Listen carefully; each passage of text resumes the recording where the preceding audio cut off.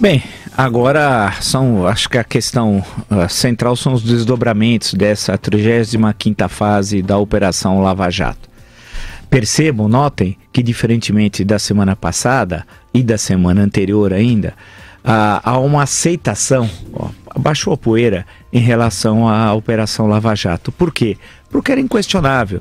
Aquela exposição feita 2 semanas atrás pelo Ministério Público Federal, pela Receita Federal, pela Polícia Federal em Curitiba, com o PowerPoint explicando de forma didática pedagógica como é que funcionava essa organização criminosa, expressão usada pelo procurador Deltan Dallagnol, né? E tinha um comandante máximo, expressão também dele, que era o Lula tal. Aquilo, de forma didática, todo mundo compreendeu.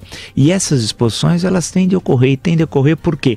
Porque é uma satisfação que se dá à cidadania. Isso não tem de ficar clandestino, escondido. É necessária a transparência. Isso está na nossa gloriosa Constituição de 1988. Portanto, é uma satisfação dada à população brasileira. Na semana seguinte, houve o episódio do Manteiga. Bem, o episódio do Manteiga se construiu versões que dias depois foram desmentidas. A senhora, sua esposa, estava fazendo uma endoscopia, está comprovado que era uma endoscopia, né? E não ocorreu nada, que estava no centro de cirurgia, a polícia entrou lá dentro, teria arrancado. Essa foi a primeira versão.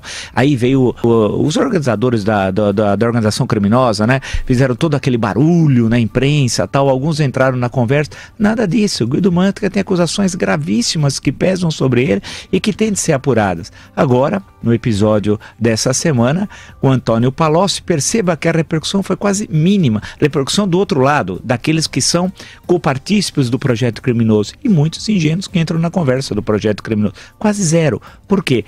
Os dados são inequívocos, 128 milhões de reais. E para cada um, ele e os 2 sócios. E mais 3 empresas. Sabe o que dá no total? 768 milhões. Uma loucura, todos os codinomes, a troca de informações toda entre eles e tal.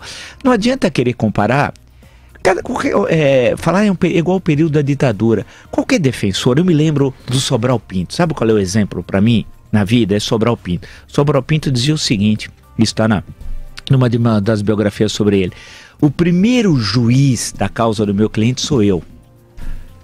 Eu, por exemplo, não defenderia nunca um corrupto.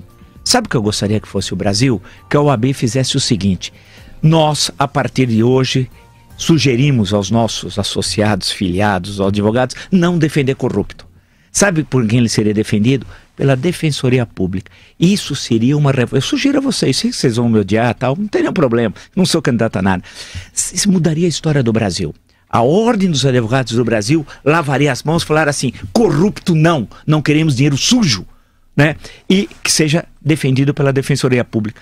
Olha, isso mudaria a história do Brasil. A justiça era muito mais célere, muitas das coisas que ocorrem no caminho até chegar em Brasília, tudo mudaria.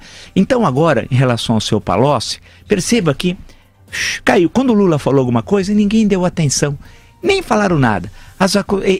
Esse homem aqui era a vinculação do PT com o grande capital financeiro. Esses banqueiros corruptos e traidores que destruíram o Brasil, e não só com as grandes empreiteiras. Aparece aqui com as coisas de empreiteiras, mas ele era o homem do grande capital, com aquele sorrisinho sempre de idiota, de bandido, de ladrão. Então vamos ver, eu acho que o sonho de todos os brasileiros é um dia que haja justiça no Brasil. Não por vingança, o que a gente quer é justiça, que funcione a república, né? Todos os codinomes, eu citei 20 aqui, mas são coisa de oração criminosa, coisa de bandido. Então ele vendeu até medida provisória e recebeu 10 milhões. Vendeu medida provisória.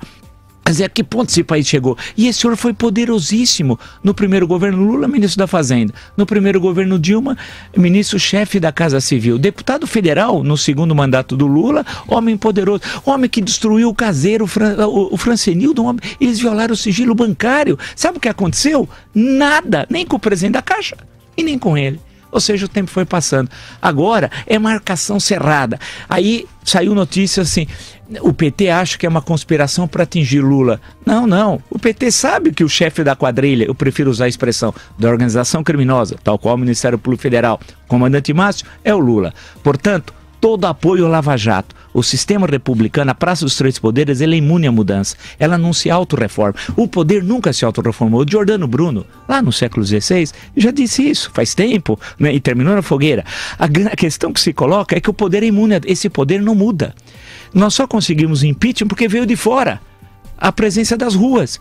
Esse poder, para ser reformado, o papel, olha como a ironia da história, vai ser através de Curitiba. É através de Curitiba e da Lava Jato que nós teremos condições de, pela primeira vez, poder dizer com orgulho: vivemos num país democrático, vivemos num país em que as leis vigoram, vivemos numa república de fato.